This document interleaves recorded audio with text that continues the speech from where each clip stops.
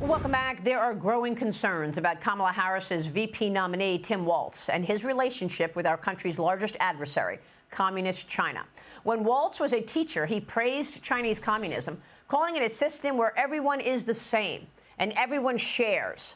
Walz lived and taught in China for a whole year, visiting about 30 times. He even honeymooned in China and got married on the date anniversary of the Tiananmen Square massacre.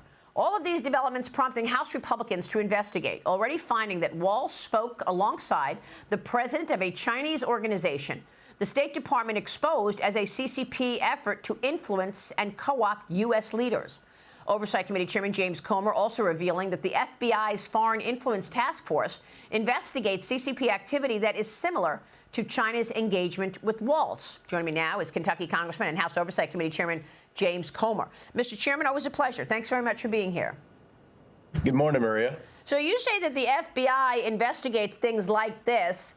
What do you mean by that? Has the FBI investigated Tim Walz's connections to China? And has China been grooming Tim Walz? Well, we're trying to find out exactly what the FBI has on Tim Walz with respect to China. Everyone in business knows that China steals our intellectual property. They steal our patents. They manipulate their currency. They do anything they can to have a competitive advantage in business. Those of us in government know that China has done everything they can to disrupt and corrupt our U.S. government. The way we operate, we know that they have tried to groom people in the military. We know that they've created police spy stations in the major cities, in the blue cities all around the United States. We know a lot of this activity is based out of Minnesota. We know that Tim Walz has made several trips during his life to China. We know he spent a year there. We know he went on his honeymoon there. And unlike the relationship that we discovered during our investigation of the Bidens, where China was paying Joe Biden's family, with Walz, it doesn't appear to be any type of financial payments being transacted. We fear, Maria, that it's an infatuation that Tim Walz has with China, with their communist system, with the way they've operated over the past 30 years. And if that's so, that should be a concern to every American. That's a national security risk. We have a lot of questions. I think the American people deserve answers. So what have you learned so far about Tim Walz's ties to Communist China, and does it include any money transactions? Has Tim Walz accepted money from China? No, it doesn't appear that he's accepted money from China. If he's being honest about his financial disclosure form, he really doesn't have a whole lot of money to his name other than a government pension. I mean, this is a guy that's worked for the government his whole life, which is fine. I'm not criticizing that. But at the end of the day, when you think about that, Maria, if you've never been in business, and this is the Fox Business Channel, everybody I know that watches your show in the morning is very savvy in business, you don't really understand business, and you may have this ideology where you think, well, look, China, over the past 30 years, this business model's worked for a lot of these poor Chinese villagers that were living in poverty. Now they have all these manufacturing facilities that the government runs, the government owns throughout their villages, and this may be the best answer to take people out of poverty. Look, Minnesota is not your normal state where Tim Walz is governor. I mean, great people in Minnesota, but you also have,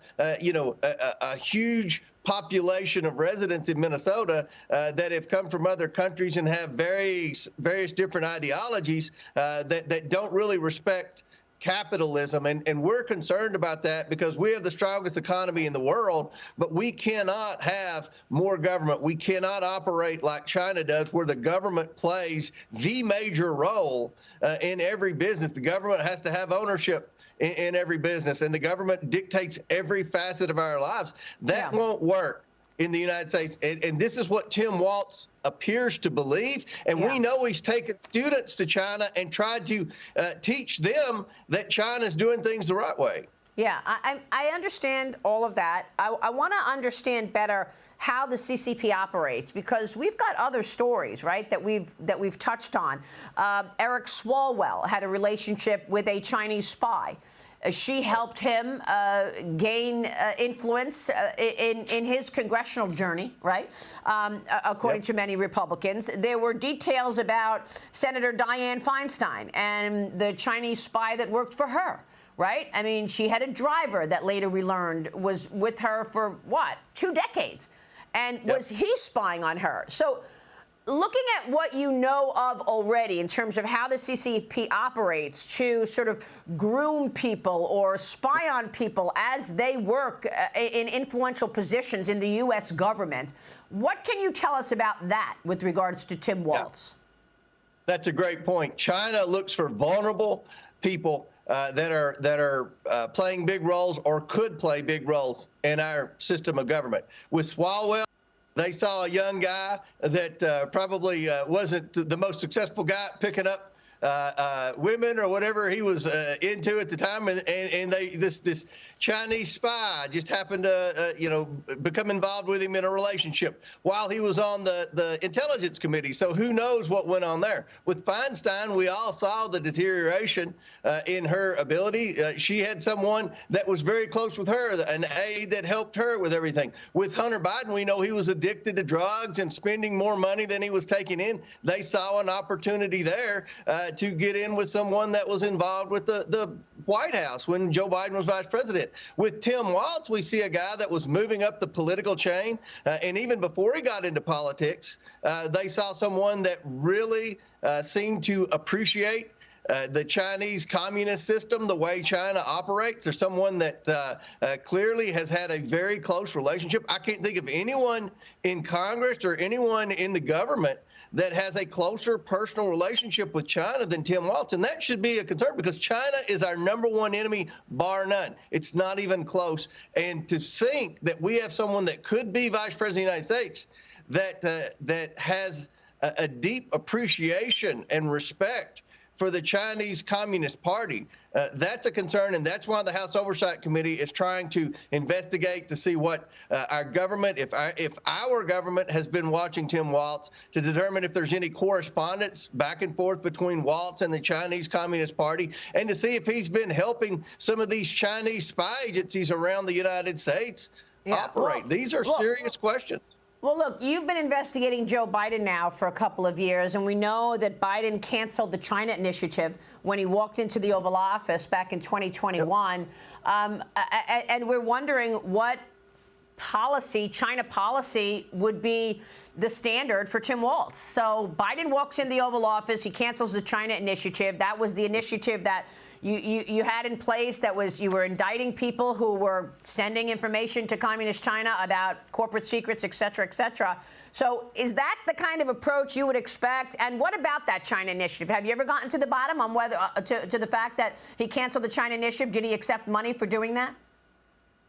Well, we know that he accepted $8 million, the Biden family, from China. We remember the WhatsApp message where Hunter was extorting money from China.